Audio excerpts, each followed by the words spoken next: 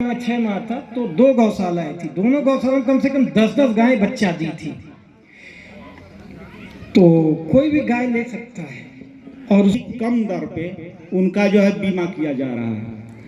अगर 40,000 रुपये तक का किसी पशु का बीमा वो कराता है, चाहे वो गाय हो चाहे भैंस हो, तो उसको 300 रुपये के आसपास जो है मात्र साल का देना पड़ता है। और कोई कैजुअलिटी अनहोनी हो जाने पे ये 40,000 रुपये उसके खाते में आ जाती है, जो कि काफ़ी पशुपालक इस योजना का लाभ नहीं ले पा रहे हैं। जो यहाँ भी बैठे हुए उनसे अनुरोध है कि कृपया अपने संबंधित पशु चिकित्सालय पे जाएं और इस योजना का लाभ लें। प्राचीन मुख्य अतिथि महोदय, मुख्य पशु चिकित्सा अधिकारी महोदय वाराणसी,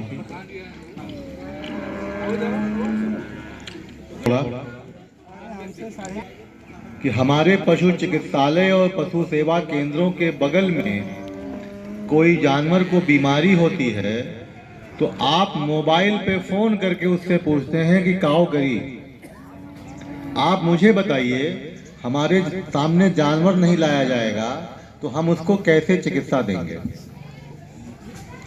ये बहुत ही गंभीर प्रश्न है और ये हर जगह है, कहीं ज़्यादा और कहीं कम। जानवर जिससे आप उत्पादन ले रहे हैं, आप उसको जानवर को ला नहीं पा रहे हैं तो हम ऐसे में क्या उम्मीद करेंगे। इन्हीं सब दिक्कतों को देखते हुए ये वृहद पशु आरोग्य मेला मंडल स्तर का आपके गांव में लगाया गया है। ये साल में एक बार लगता है। आप मुझे बताएं, ये बिल्कुल स्वाभाविक सी बात है कि सारे गांव में लगने में तो बरसों लग जाएंगे, तो इसमें आपकी जागरूकता बहुत जरूरी है। इस नंबर को डायल करने पे आप पशुपालन विभाग की मोबाइल वेटनरी यूनिट से जुड़ जाएंगे। उस पर एक ऑपरेटर आपसे पूछेगा आपके जनपद का नाम, आप किस जनपद से बोल रहे हैं, आप कहेंगे वाराणसी से बोल रहे हैं। इसका कोई चार्ज नहीं देना। बहुत बहुत धन्यवाद संचालक महोदय। पंडित दीनदयाल उपाध्याय पशु आरोग्य वृहद मेले में आप सभी पशुपालक भाइयों, किसानों, माताओं का हार्दिक स्वागत एवं अभिनंदन है। जैसा कि अभी पिछले वक्ताओं ने, डॉक्टर DN श्रीवास्तव सर ने आपको एक विभाग की बहुत महत्वपूर्ण योजना के बारे में बताया, 1962, जो कि टोल फ्री नंबर है। मैं सबसे पहले आप लोगों का ध्यान ये आकृष्ट करना चाहूँगा कि हम सभी लोग, तमाम अधिकारी, डॉक्टर्स, पशुधन प्रसार अधिकारी और विभाग के सारे कर्मचारी, इवन हमारे माननीय ब्लॉक प्रमुख जी और तमाम लोग मंच पे विराजमान है, आप लोग कुर्सियों पे भी बैठे हुए हैं। सबका अपना अपना समय है, बल्कि मुझे लगता है कि हमसे ज़्यादा आप जल्दबाजी में हैं, रजिस्ट्रेशन करा के बस जाने की जल्दी में। तो यहाँ सभी का समय बहुत महत्वपूर्ण है और हम लोग किसी मंशा के तहत बैठे हुए हैं। ऐसा नहीं है कि एट रैंडम आप आ गए, हम भी टहलते हुए चले आए, ऐसा नहीं है।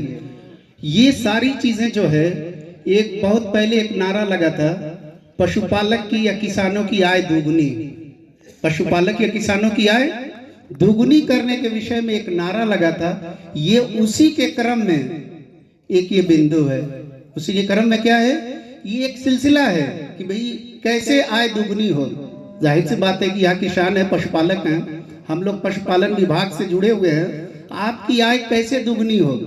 कोई भी व्यक्ति हो, कोई व्यवसाय कर रहा हो, पशुपालन कर रहा हो, कोई भी कार्य कर रहा हो, सबसे पहले हमें क्या जरूरत है, उसमें जागरूकता की। जागरूकता की मतलब हम जो कार्य कर रहे हैं, यदि उस कार्य को ढंग से ही नहीं जानेंगे तो फिर उसमें मुनाफा कैसे जानेंगे, मुनाफा या नुकसान कैसे जानेंगे।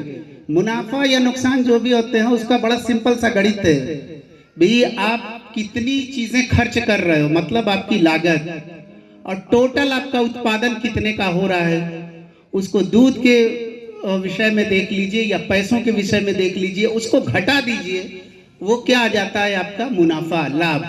अब इस लाभ को कैसे बढ़ाएं, 2 तरीके हैं, या तो आप अपनी लागत को कम करिए, दूसरे या तो मुनाफे को बढ़ाइए। जाहिर सी बात है कि गाय भैंसे हैं तो उत्पादन के रूप में दूध ही है। दूध ऐसा नहीं है कि हमने एक गोष्ठी लगाई, मेला लगाया, 10 लीटर की गाय कल से 20 लीटर दूध देगी, ऐसा होगा भी नहीं।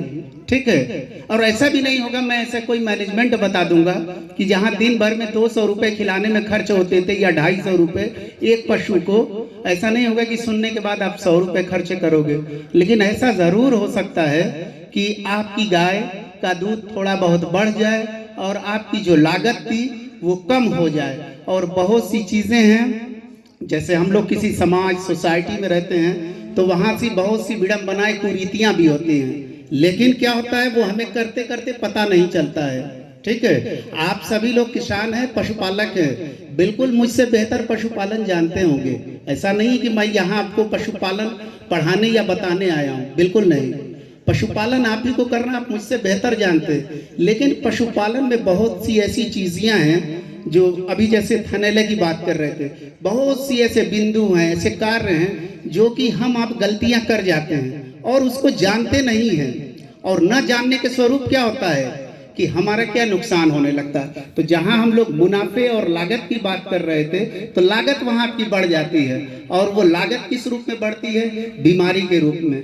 आपकी गाय को थनैला हो गया, आपकी गाय की जेर वेर फंस गई, आपने गाय को जो है कि नहीं, अब इसी में बता दूं करते कैसे हम लोग अपने पशु को बीमार, हालांकि हम अच्छा रखना चाहते हैं, कोई आदमी जानबूझकर अपने पशु को बीमार नहीं करना चाहता, हम अपने पशु को अच्छा ही रखना चाहते हैं। अब वो पशु जब गबीना होता है तो आप आते हो किसी डॉक्टर के पास कि डॉक्टर साहब मेरी गैया है, गबीना है, क्या करिए के?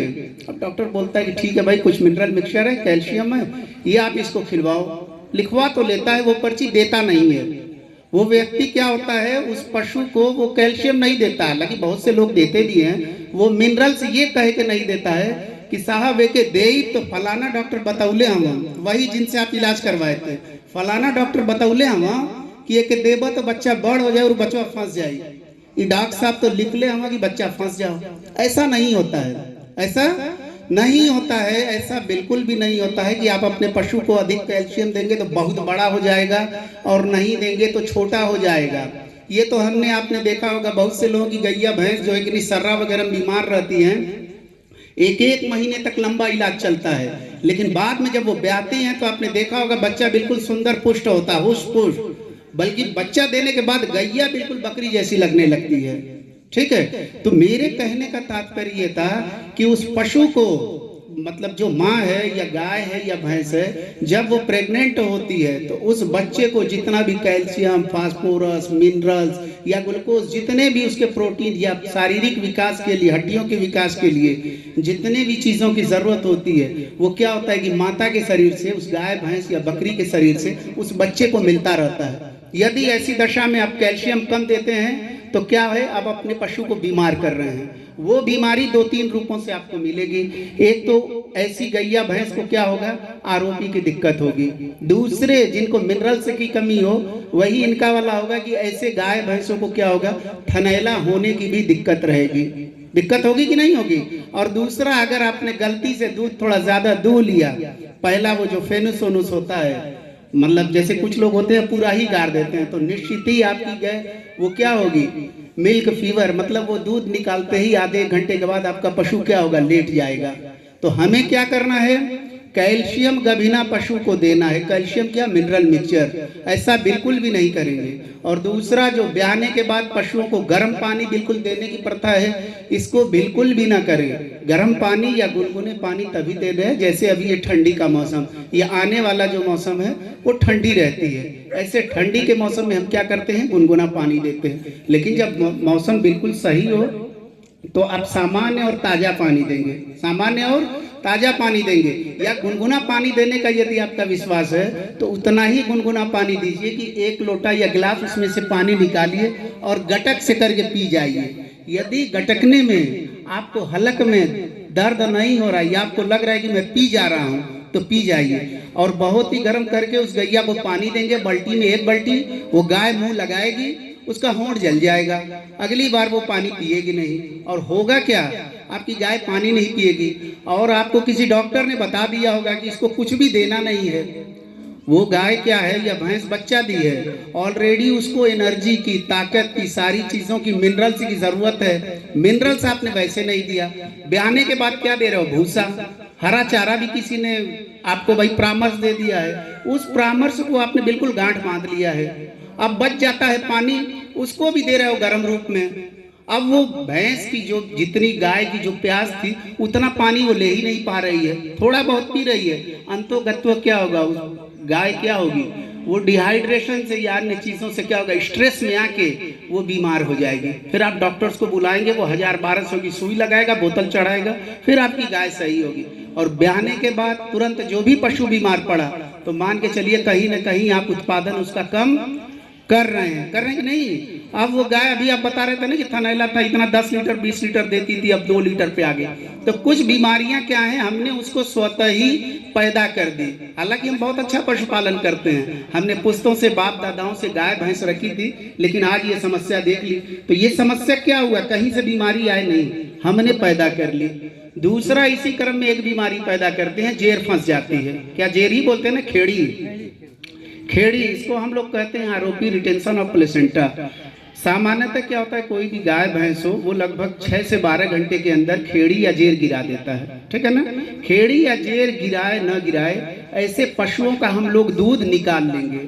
पशुओं का दूध क्या करेंगे, निकाल लेंगे। दूध निकाल, जो फेनूस है उसमें सावधानी ये बरतेंगे कि लगभग आधा फेनूस 50% निकाले। अनुमान से अगर 4 लीटर 5 लीटर उसमें फेनूस हमें लग रहा, आभास हो रहा है, तो उसका 2-2.5 लीटर तक निकालेंगे और 2-2.5 लीटर उसमें छोड़ देंगे। अगली मीटिंग अगली टाइम में यही करेंगे, 2-3 दिनों तक यही प्रक्रिया अपनाएंगे। लेकिन होता क्या है, जैसे ही खेड़ी फंसी, हमने क्या हुआ, उसका दूध दूहना भी बंद कर दिया और बच्चे को भी नहीं पीने देते हैं। और ये कहते हैं कि साहब अभी तो खेड़ी तो गिरौले नहीं खे, खेड़ी गिरा ले तब एक दूध निकालल जाए या बच्चा के छोड़ल जाए। ऐसा क्यों, ऐसा किसी ने आपको बताया है? हालांकि ये बिल्कुल गलत है। यहाँ पे काफी डॉक्टर्स भी हैं। जैसे ही आप बच्चे को छोड़ते हो या आप उस पे हाथ लगाते हो, उसके छिम्मी पे, बांट पे या थन पे, तो वहां से क्या होता है कि सेंसेशन से एक जो गाय होती है या भैंस होती है उसके ब्रेन को एक मैसेज जाता है। वहां से एक केमिकल, एक रसायन रिलीज होता है जिसका कार्य होता है बच्चेदानी में संकुचन पैदा करना। खेड़ी क्या है, बच्चेदानी में ऑलरेडी पड़ी हुई है, उसकी दीवारों से चिपकी हुई है। आवश्यकता क्या है आपको, मरोड़ की। यहाँ भी आपको क्या चाहिए, कैल्शियम। क्या चाहिए, मरोड़ के लिए दूसरा कैल्शियम चाहिए, दूसरा मरोड़ पैदा करने के लिए दिमाग से संदेश चाहिए। संदेश तो आपने काट दिया। कैसे काटा, बच्चे को छोड़ेंगे नहीं, हाथ लगाएंगे नहीं, अब इंतजार कर रहे हैं 6 घंटे 12 घंटे, अब तो बिल्कुल संकुचन ही नहीं है। अब पक्का है कि जो आरोपी या खेड़ी नहीं फंसनी थी, अब 100% फंसेगी। अब क्या होगा, 100% वो खेड़ी फंसेगी और इसके पूरे जिम्मेदार आप हैं, जबकि आपको पता नहीं है, जबकि आपको पता नहीं है। तो हम क्या करेंगे, बच्चे को छोड़ेंगे और बच्चे को 15-20 मिनट या आधे घंटे के अंदर उसको फेनूस पीने दें। हम सभी जानते हैं कि जैसे कहीं पे भी देखे होंगे, जब बच्चों के लिए दूध का पाउडर खरीदते हैं तो उस डब्बे पे क्या लिखा रहता है कि माँ का दूध सर्वोत्तम है। जो बच्चा होता है उसको उसी की माँ का दूध सर्वोत्तम है। माँ का दूध, भाई गाय का दूध भी वो भी माँ का दूध है, लेकिन बच्चे के लिए उसी को माँ का दूध सर्वोत्तम है। जो गाय की बछिया है, पड़िया पड़वा है, भाई उसको उसकी माँ का दूध सर्वोत्तम है। क्यों, क्योंकि वो जो गैया है, भैंस है, जो बच्चा दी है, जो फेनूस होता है उसके अंदर बहुत सी रोग प्रतिरोधक क्षमता वाले कई रसायन होते हैं और उन रसायनों की प्रकृति ने ऐसी विशेषता बनाई हुई है कि वो आधे से 1 घंटे के अंदर बच्चे को प्राप्त होते हैं। बात समझिएगा मेरी, ठीक है। जो शारीरिक विकास है वो तो फेनूस में बहुत होता है, उसमें पर्याप्त मात्रा में प्रोटीन, फैट, कैल्शियम, तमाम मिनरल्स होते हैं, वो तो बड़ी अच्छी चीजें हैं। लेकिन उस गाय ने कई बीमारी देखी हुई, जैसे अभी आप लंपी बता रहे थे, सपोज मान के चलिए उस गाय को लंपी हुआ था या कोई वायरल बीमारी हुई थी, और भी तमाम बीमारियां हैं उसको हुई होंगी। तो जब कोई बीमारी हमारे शरीर में होती है तो शरीर क्या करता है कि उसके प्रति एक प्रतिरोधक क्षमता वाले रसायन बनाता है, और वो रसायन कई बार मेमोरी के रूप में, याददाश्त के रूप में हमारे शरीर में वो पड़े रहते हैं। समझ रहे हैं बात को मैं क्या कह रहा हूँ? बहुत डीप में जा रहा हूँ तो बताइएगा, बहुत गहराई में नहीं, मैं आप ही के स्तर पे आया हूँ। तो अब वो रसायन क्या होता है कि वो पड़ा रहता है, वो धीरे धीरे दूध में आके इकट्ठा हुआ है। आपने 1-1.5 घंटों तक, 2 घंटों तक, 6 घंटों तक दूध पिलाया नहीं। अब जो उसकी बच्चे की आंतड़ियों में जो छोटे छोटे छिद्र होते हैं वो कुछ देर के बाद, घंटे 2 घंटों के बाद बंद होना शुरू हो जाते हैं। यदि ऐसा बच्चा वो फेनूस भी पीता है तो उसको शारीरिक विकास तो होंगे, उसकी हड्डियां भी मजबूत होंगी, सब कुछ होगा, शारीरिक विकास भी होगा, लेकिन याददाश्त के रूप में जो माँ से कुछ बीमारियों से लड़ने की क्षमता उसको मिलने चाहिए थी, उससे आपने काट दिया। अब वो क्या, बिल्कुल कोरा बच्चा पैदा हो रहा है, बिल्कुल कोरा बच्चा पैदा हो रहा है, मतलब उसकी माँ ने कोई रोग देखा ही नहीं, ऐसा ही उसका वो फेनुस है। अब यदि वो फेनुस वो बच्चा पीता है और वो बीमारी आती है तो बहुत ज़्यादा संभावना रहेगी कि इसमें हो। तो हम लोग क्या करेंगे, बच्चे को फेनुस पिलाएंगे, बच्चे को फेनुस तुरंत पिलाएंगे।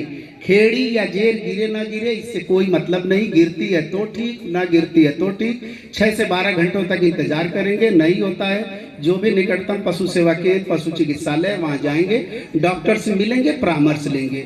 लेकिन ये बिल्कुल नहीं करेंगे, बिल्कुल अत्यधिक गर्म पानी नहीं देना है, कैल्शियम या मिनरल्स उनको गर्भावस्था में देते रहना है परामर्श लेके। और तीसरा ये है कि बच्चा देने के बाद उनको पौष्टिक आहार तमाम चीजें देंगे, ऐसा भी नहीं सूखे भूसे पर रखेंगे। ये सूखा भूसा या चारा कम कर देना उन पशुओं के लिए होता है जो पशु गर्भावस्था में सुज्जा दिखाते हैं, या भरूड़ा क्या बोलते हैं, सूजा दिखाते हैं, ठीक है ना, मतलब बच्चेदानी उनके दिखने लगती है। तो ऐसे पशुओं को परामर्श ये दिया जाता है कि जैसे बच्चा दे 2-3 दिनों तक थोड़ा खाना पीना इसका कम रखे, क्योंकि जैसे ही ज्यादा पेट पे तनाव पड़ेगा तो बाहर का रास्ता अभी ढीला होता है जो पेशाब का है, तो बहुत ज्यादा संभावना है कि जो बच्चेदानी का अभी साइज बड़ा और सिकुड़ा नहीं है तो वो बड़ी बच्चेदानी हो सकता है, दबाव से बाहर आ जाए। इसलिए कहा जाता है अगर सब कुछ सामान्य है तो बच्चा देने के बाद आप पशु को बिल्कुल ज्यादा दीजिए, बल्कि गुड़ दीजिए, हरे चारा जो है वो सब दीजिए, गुड़ दीजिए, और आप लोग हल्दी मंगरेल और ये सब क्या क्या अचवानी जैसी कुछ चीजें होती है, हाँ, लेकिन बहुत अत्यधिक मात्रा में भी नहीं देना है कि उसको अपच हो जाए। एक दूसरी गलतियां करते हैं कि खेड़ी निकालने के लिए कुछ लोग फेनुस पिलाते हैं,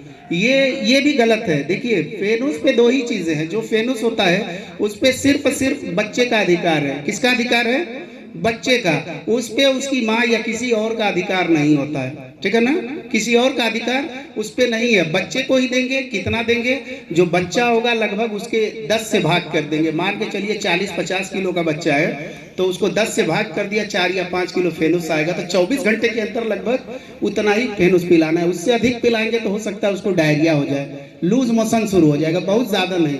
गाय या भैंस में अधिका फेनुस है तो आप गार लीजिए, आप स्वयं भी उसको यूज कर सकते हैं, लेकिन उस गाय को नहीं पिलाएंगे। अब यहाँ पे भी कई बार दिक्कत होती है, गाय को अत्यधिक फेनुस पिला देते हैं कि फेनुस पिलाएंगे तो फलाना डॉक्टर बतौले में कि खेड़ी गिरा देंगे। अब वो खेड़ी तो नहीं गिराती लेकिन वो गाय गिर जाती है, फिर वहां पे शुरू होती है, घूमते फिरते आप पैसे खर्च करके आते हो, ये भी बीमारी क्या हुई, हम आपने पैदा की। अभी मैंने उन बीमारियों को नहीं बताया जो सर्रा से होती है या किसी कीटाणु विषाणु या लंपी जैसी बीमारियों को नहीं बताया। ये मैंने कौन सी बीमारी बताई? प्रबंधन वाली, मतलब हम आप करते हैं, लेकिन वही दहेज प्रथा वाली जो चीजें हैं कि समाज में वो कैसे धीरे धीरे आ गई हमें पता ही नहीं चला। तो ये भी काम हम करते हैं, बहुत से लोग अभी भी करते होंगे। कई बार लोग प्रश्न करते हैं कि डॉक्टर साहब हम तो पिलाते हैं फेनुस, भाई सुरती हम भी खाते हैं, बात समझिए। लेकिन मैं इसको मंच से कहूँ कि मैं सुरती खाता हूँ उससे कैंसर नहीं होता, ये गलत बात है।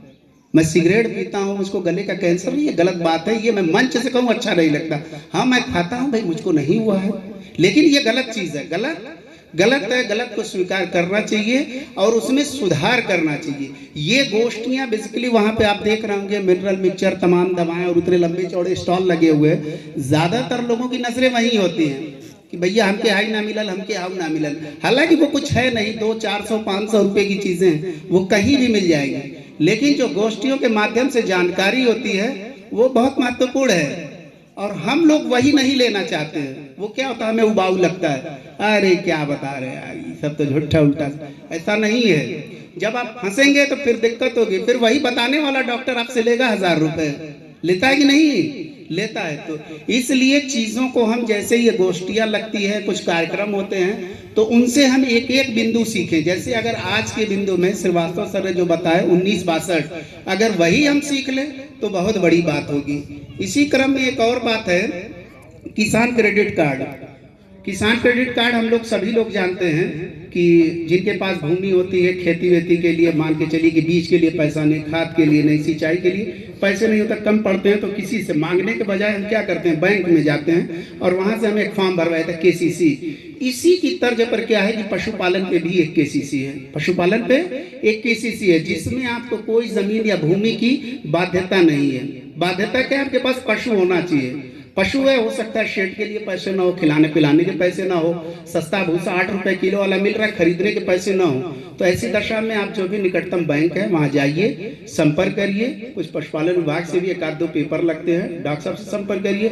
बिल्कुल यहाँ वाराणसी जैसे जनपद में तो बड़ी सुगमता, बड़ी आसानी से होता है। बल्कि मैं कहता हूँ कि यहाँ तो बैंक देती है बुला बुला के कि भाई आप भी ले जाओ, KCC आप भी ले जाओ, ठीक है। अन्य जनपदों में तो थोड़ी दिक्कतें होती है, हम लोगों को भी कुछ पत्र लिखने पड़ते हैं कि भाई ये आदमी बिल्कुल जेन्युइन है, सही है, ईमानदार है, इनका किया जाएगा, ठीक है। तो मेरे ख्याल से मैं बहुत बातें बता चुका हूँ, और भी कुछ लोग हैं, इन्हीं सब बातों